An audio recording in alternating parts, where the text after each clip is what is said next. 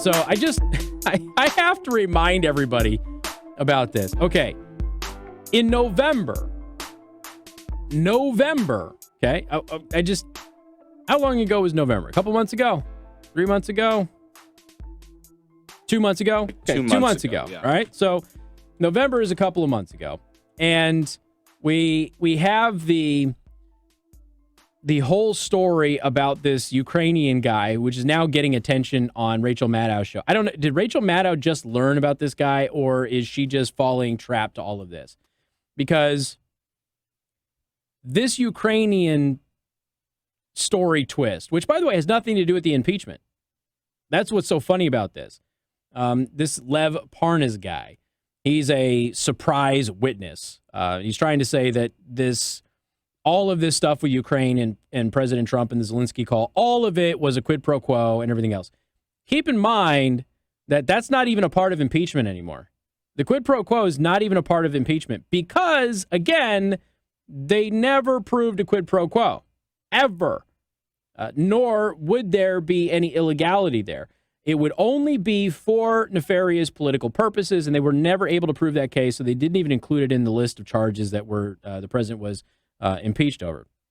So now, I have to remind everybody that we have known about Lev Parnes and his allegations. Not new. They're pretending that they're brand new because they were on Rachel Maddow's show this week. This is a story from early November. This isn't anything new. There's no new information. There's no bombshell. There's nothing that you shouldn't have been aware of. There is nothing that damages the president's case. Nothing. It's an old story from November. And if memory serves me correct, didn't Rush Limbaugh back at the beginning of November say that this was going to come up again as if it were some brand new thing and they were going to try and use it around impeachment? If memory serves me correct, he did that. I don't get to listen to Rush's show much, but I remember that. So here it is. Predictions coming true. But Lev Parnes, here's the thing. The Ukrainian government had said months ago that he was a liar. So here's Rachel Maddow again. Struggling ratings. Got impeachment happening. You already had a prediction back in November of last year from Rush Limbaugh that they were going to bring this up and try and make it some smoking gun. Okay. And that's exactly what they tried to do. Everything is unfolding exactly as was predicted. And you got a bunch of people who think that this is brand new. And you have a bunch of people who are saying that this is some kind of a bombshell. This is a nail in the coffin. It's old news from November. And the Ukrainian government themselves says he's a perpetual liar. You can't believe anything that he says. So there you go. Now, of course, you got the GAO. The GAO is saying that the Trump administration violated the law when it temporarily withheld aid to the Ukraine. Of course, it didn't. We went over the laws with that, but the Government Accountability Office is suddenly, miraculously, at this very time, right as the senators, including the ones who should have recused themselves, are sworn in for the impeachment trial. All of this is designed, this is so deep state, it's stupid. All of it's designed to happen exactly at the moment of maximum impact. Not, to be fair, but just to have the maximum amount of public outrage on this stuff.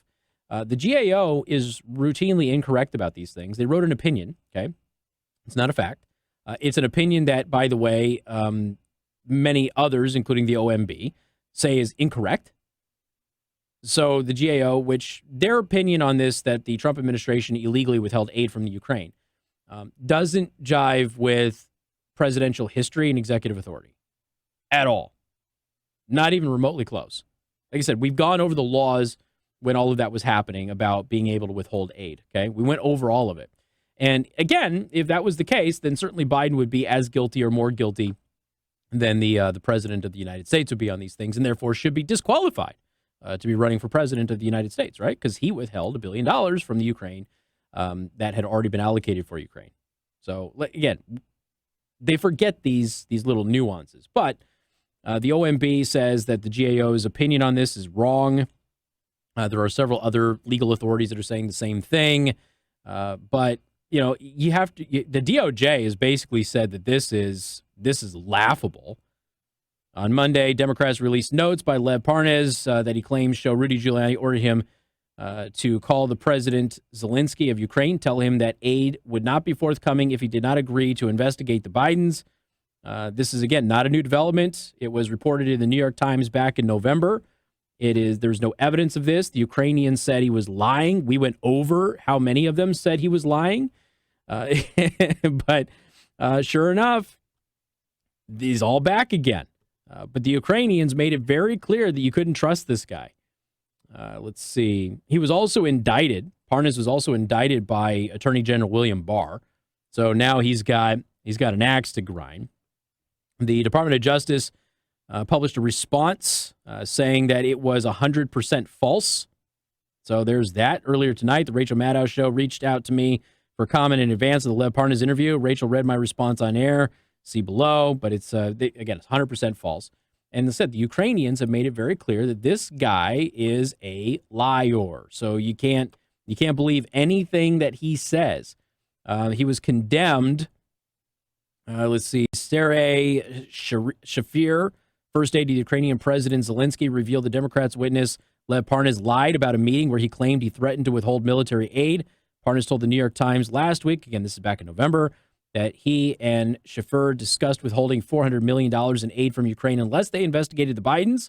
Shafir, however, doesn't remember it that way. Shafir told the Kiev Post, that the English language Ukrainian newspaper, that his meeting with Parnes and Igor Fruman was neither long nor informative. According to him, the only thing that Parnes and Fruman discussed was trying to set up a meeting between President Zelensky and Rudy Giuliani, something that they apparently didn't even take seriously. Quote, "We said that we will gladly meet with him, but only officially after the inauguration, and that there can be no meeting now. The meeting took place before we started at the job. We didn't get very deep into what their help would be, help being aid. These were general words said over a cup of tea. We didn't perceive them as representatives of the White House. Even now, I don't understand what their role was. It was a meeting of private citizens with a private citizen." So again, that's Ukrainian officials going, this Parnes guy is totally lying, but pretending that this is a new development when it's a story from, early November is what is so hysterical about all of this. And going back to November through this point now, they were never able to pull together any actual evidence that this guy was ever telling the truth. You've got a bunch of people around him who were in that meeting. You go, everything he said about that meeting is untrue. Everything. And it's funny because the Democrats who are touting Parnes, none of them have attempted to contact the Ukrainians or bring the Ukrainians in as a witness either for or against this guy. None of them. Isn't it interesting that they don't want to talk to the Ukrainians who are actually in that meeting? They want to accept his version of the meeting, but not the other people's version of the meeting who are actually in that meeting.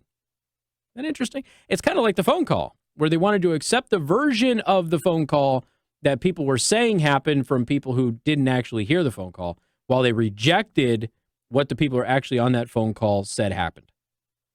It's like a pattern or something. Got more coming up. Newstalk 95.3, Michiana's news channel.